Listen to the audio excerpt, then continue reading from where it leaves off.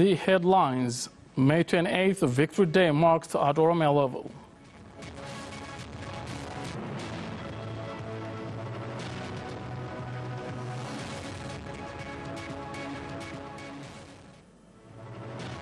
North Korea's Kim Jong-un on Trump summit.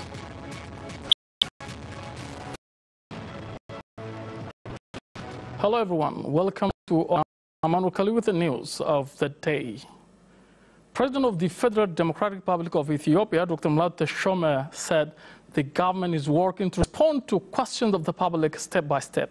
He to work day in and day out to ensure peace and security of the country. Fugad Burhanu had the story. President of Ethiopia, Dr. Mulatu Teshome, has delivered congratulatory speech on the 27th victory of May 28th to all Ethiopian people. Dr. Mulatu stressed that the main objective of his government is sustaining the victory of May 28th through implementing federal system and widening political space in order to fulfill public demands. The president said the support that they have been getting from their people can help them as additional tool to sustain the victory. He also called on guard for their peace to continue already started development.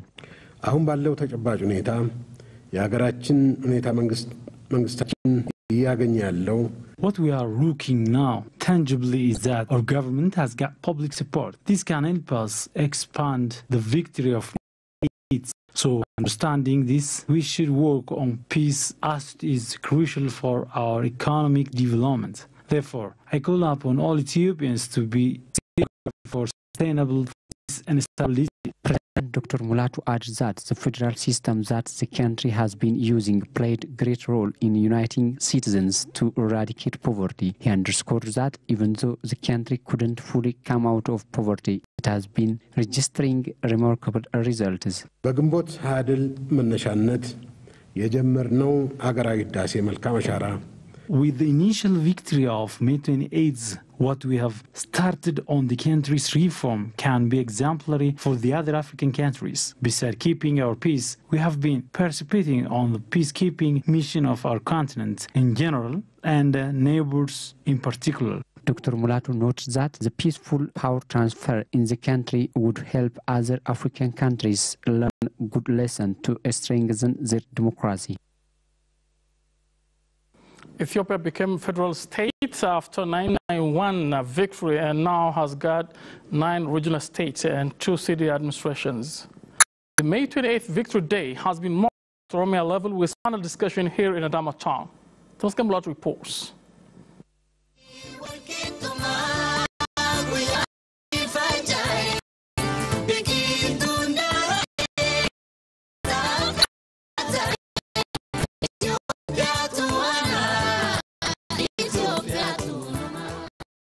The 27th anniversary of May 28th will be marked at Oromia level with at Adama Abagada Conference Hall. The day has been celebrated in the presence of public representatives, Abagadas, religious leaders, scholars, and high government officials. On the event, head of the Oromia Construction Bureau, Shimallis Abdisa, has presented a paper on the benefit of federalism and discussed by the participants of the event. The participants have raised various questions based on the presented paper. I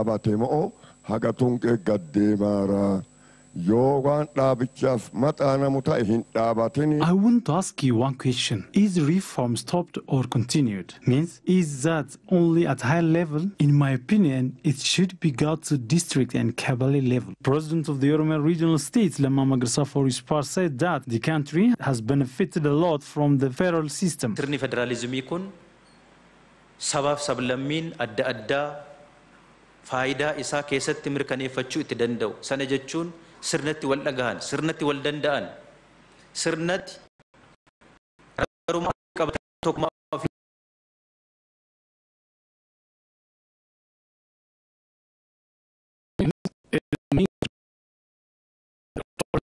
and expand diversity. Therefore, you have to strive more to be treated fairly.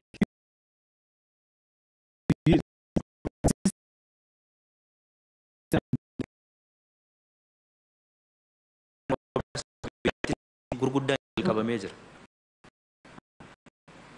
sabira dabarree murtiidhaan haa argisiisnutti galamee hojjetamaa jira.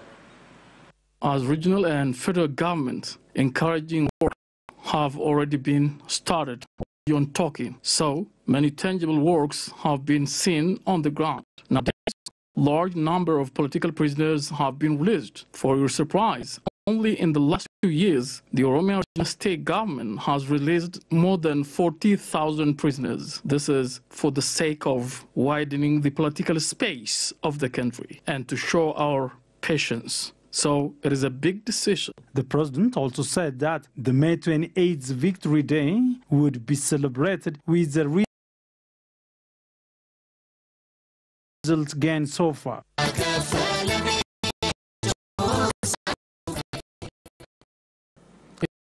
May 28th Victory Day marks the fall of the regime, and new chapter has been opened for Ethiopians to prosper their language, values, and history as well. And that's being celebrated for the 27th time.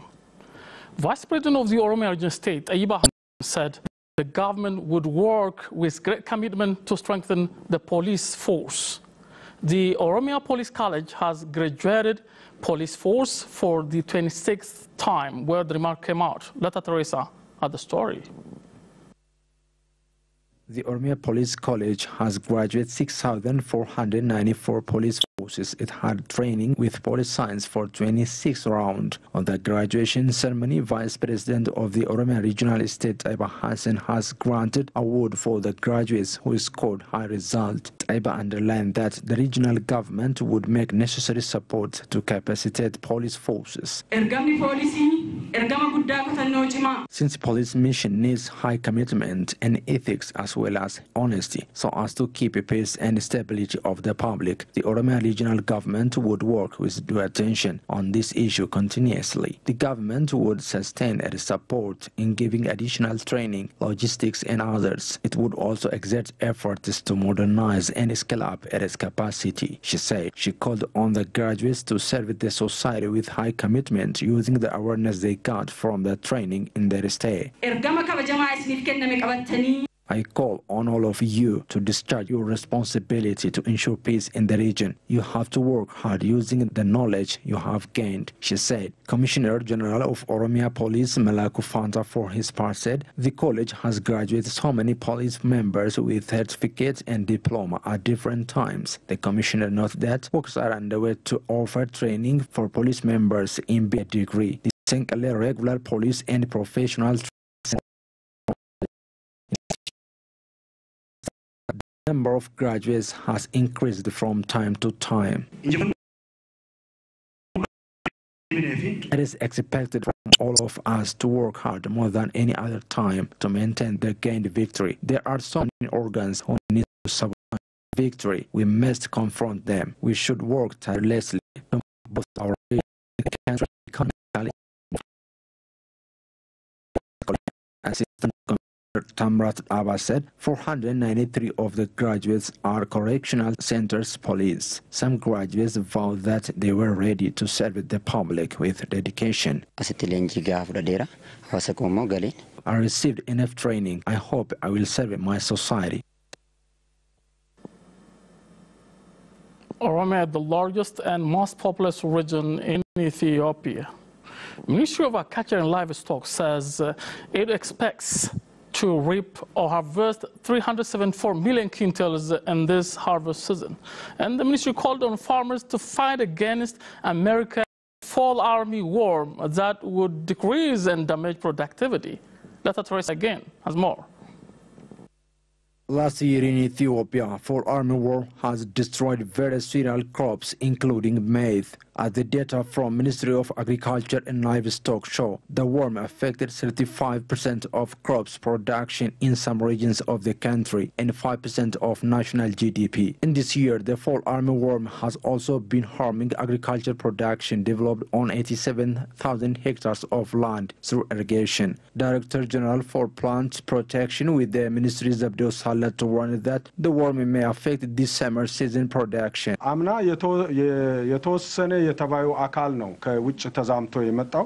the worms entered the country from abroad. But this year there is a worm which propagated in the irrigation production starting from the spring season. Besides this, other worms are entered the country from Kenya, Uganda.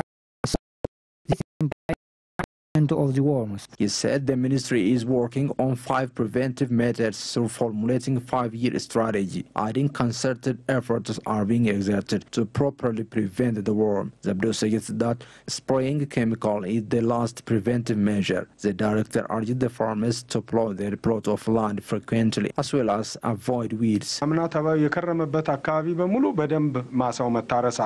Farming land where the worm occurred last year should be plowed properly, since the worm lays its egg in the soil when there is no plowing. It is important to plow the land and expose its egg to sunlight and air. In this way, it is possible to reduce the number of the worms as much as possible. Killing one egg of the worm means killing about 2,000 small worms. Accordingly, the farmers should clear weeds from their plot and its environs. Zabdos stressed that the worm never disappears because of rain. He urged the farmers to be aware and fight against the prevalence of the worm cooperatively.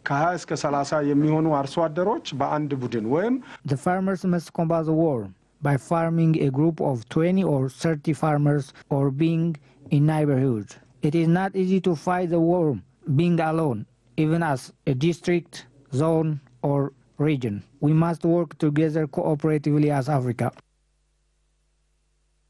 The American fall armyworm, the most dangerous and damages corn, and was first observed in Shabe Sombo area in Jima, and then went to southern regional states of Ethiopia. And people are working to stop this dangerous worm and to increase productivity. Deputy Speaker of Jafi Oromia, Mahbouba Adam, says industries should be eco-friendly to get and achieve that intended goal of the sector. A relevant discussion has been held with stakeholders here in Adama town.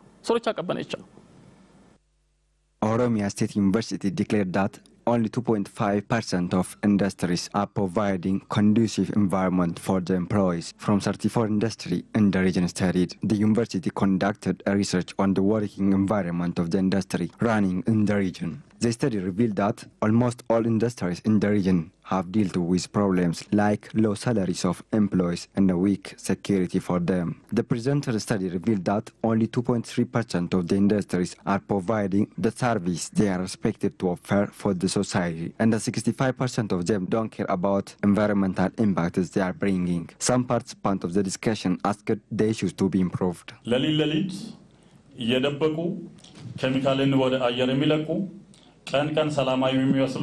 appreciate the investment, but almost all of the problems raised here are problems of government, and I called upon all the concerned bodies to end the problem. President of Oromia State University, Nuguset Haddasa, said concerned bodies have to work attentively to overcome the problems.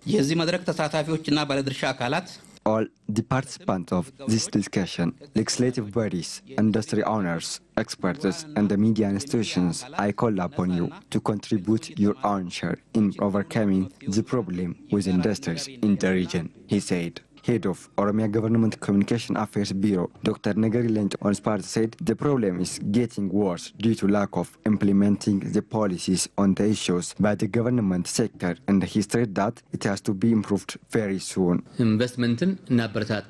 We appreciate the investment, but almost all of the problems raised here are problems of government, and I called upon all the concerned bodies to end the problem.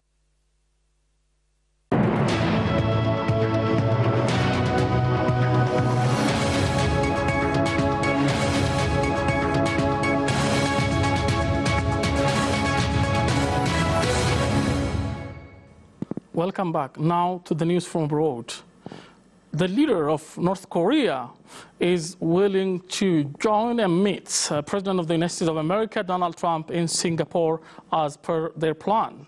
He said he intended and fixed will that the summit with the U.S. President Donald Trump goes ahead. This followed a surprise meeting on Saturday between Mr. Kim and the South Moon Jae-in, who said the North was committed to denuclearization. Mr. Trump had cancelled the 12th June summit, citing the North's hostility. But on Saturday, he said that the date hasn't changed and that things were moving along very nicely. The summit will be the culmination of diplomatic efforts that began this year to try to defuse what had threatened to become a military confrontation between the nuclear-armed Communist North and the South and its U.S. ally. South Korean President Moon Jae-in said he and Mr. Kim had agreed that the 12th June summit should be held successfully and that the North Korean leader had again made clear his commitment to a complete denuclearization of the Korean Peninsula. But Mr. Moon suggested Mr. Kim was not certain whether Washington could guarantee the stability of his regime. The BBC reported.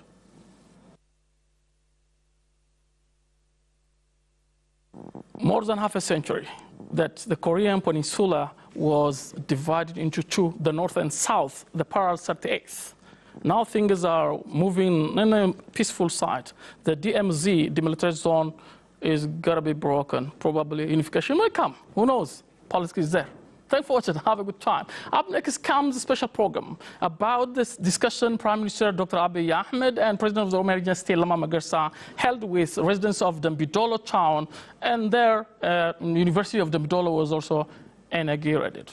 Bye-bye.